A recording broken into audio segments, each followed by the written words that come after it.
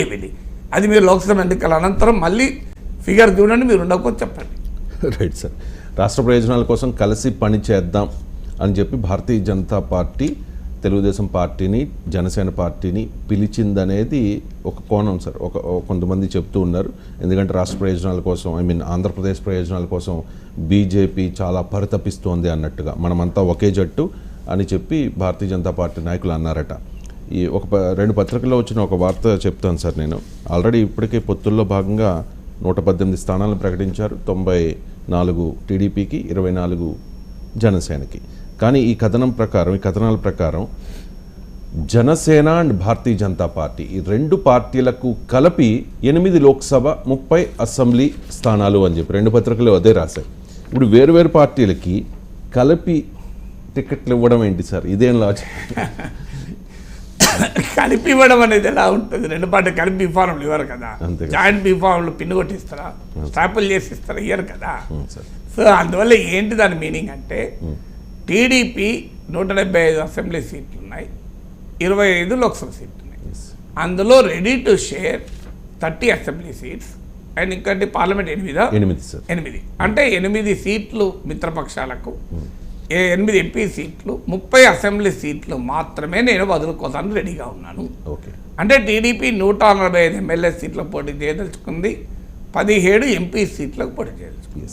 మిగతా వాటిలో మీరు అడ్జస్ట్మెంట్ అంటే ఎందుకు పవన్ కళ్యాణ్ కదా బీజేపీని పట్టుకొస్తున్నది కాబట్టి అదే పదే చెప్పేది పవన్ కళ్యాణ్ కదా బీజేపీ కలవాలి అని.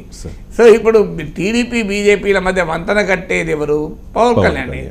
సో ఇప్పుడు పవన్ కళ్యాణ్కి ఆల్రెడీ 24 అసెంబ్లీ సీట్లు, 2 లోక్సభ సీట్లు ఆల్రెడీ ఇచ్చారు. 2 ఇచ్చారు. అంటే ఇప్పుడు మిగిలిన బీజేపీ వాళ్ళేమో కొండెక్కి కూర్చున్నారు, వాళ్ళ గొంతెమ్మ కోరికలు ఉన్నాయి.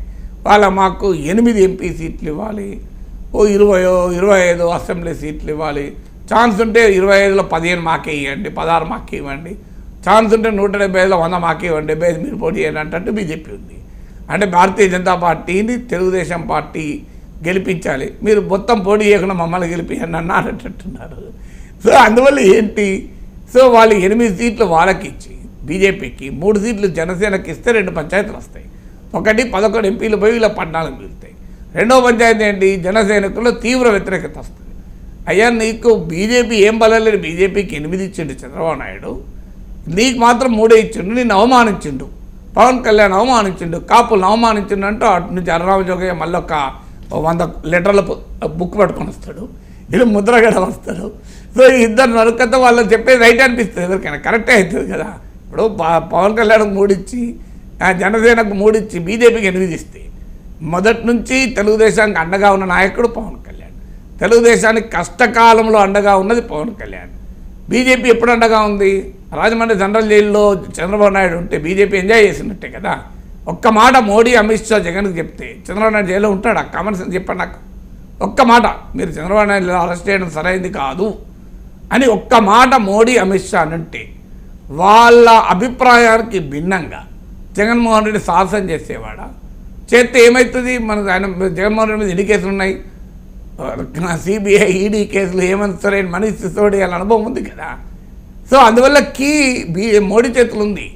అందువల్ల సగటు తెలుగుదేశం నాయకుడు, కార్యకర్త అనేది ఇదే. అయ్యా ఒక్క మాట మా మోడీ, అమిత్ షా చెప్పుంటే మా నాయకుడు సెంట్రల్ జైల్లో ఉండేది కాదు. కానీ సెంట్రల్ జైల్లో ఉన్న నాయకుడు అలా అంటలేడు. ఆయన దోమలతో బాధపడ్డ చంద్రబాబు నాయుడు మాత్రం ఈ మాట అనకుండా నాకు బీజేపీ కావాలంటున్నాడు. కింద కార్యకర్తలంతా అదే గోల. ఇదేంటయ్యా, జగన్కి ఇంత సహకరించిన పార్టీ, బలం లేని పార్టీ, ఈ పార్టీతో మనం కలవడం ఏంటి అని. పైగా ఇప్పుడు 8 లోక్సభ సీట్లు వాళ్ళకి ఇచ్చి 24 జనసేనకి ఇస్తే 25 బీజేపీకి ఇచ్చారనుకోండి, ఇక టీడీపీకి మిగిలేదు 125. అదొక పంచాయతీ. వీళ్ళు అడిగే సీట్లు కూడా గెలిచే సీట్లు అడుగుతున్నారు బీజేపీ వాళ్ళు, ఓడిపోయే సీట్లు మాకెందుకు అంటున్నారు. సో గెలిచే సీట్లు బీజేపీకి ఇచ్చి, జనసేనకి ఇచ్చి, గెలవని సీట్లు టీడీపీ పెట్టుకుంటే ఏమొస్తాయి టీడీపీకి? దాంతోపాటు ఒక్కసారి బీజేపీ సీట్లు ప్రకటిస్తే మీకు జనసేనలో ఖచ్చితంగా అసంతృప్తి వెళ్ళు వస్తుంది. ఎందుకంటే మనకన్నా బీజేపీకి ఏం బలం ఉందని ఇచ్చాడు అంటే పవన్ కళ్యాణ్ అంటే ఇంత లైట్ తీసుకుంటాడా? పవన్ కళ్యాణ్ చెప్పినట్లు బూత్ కమిటీ సభ్యులు ఉన్నారా బీజేపీకి ఆంధ్రప్రదేశ్లో? సో పవన్ కళ్యాణ్ జనసేనకు నాయకులు లేదు, నేను ఒప్పుకుంటా. బీజేపీకి ఉండాలి నాయకులు, ఓట్లు తెచ్చుకున్న నాయకులు. అందువల్ల బీజేపీకి ఇవ్వనంత కాలం ఏమీ లేదు. బంతుల పరపక్షం అంటారు కదా, మీకు నాకు ఇద్దరికి లడ్డు అయినంత కాలం మీకు ఏమనిపించదు.